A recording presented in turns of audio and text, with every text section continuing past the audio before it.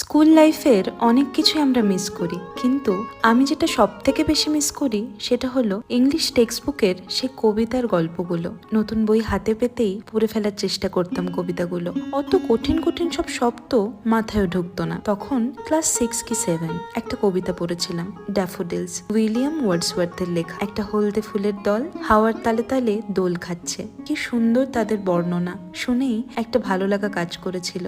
কিন্তু ফুলগুলোকে কেমন দেখতে তা বুঝে উঠতে পারিনি। তখন তো আর ইন্টারনেট ছিল না যে গুগলে একটা সার্চ করে দেখে নিতে পারবো। অনেক পরে এসে জেনেছি যে ড্যাফোডিলসের আসলে কেমন দেখতে। কবির বর্ণনার সাথে তাদের সৌন্দর্য হুবহু মিলে যায়। সেই সারি সারি ড্যাফোডিলসদের মধ্যে একজনকে এই চোকারে ভরার চেষ্টা করলাম।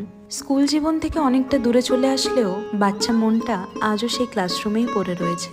ড্যাফোডিলসে ভরা একটা মাঠে হারিয়ে যেতে পারলে মন্দ হতো না, কি বলো?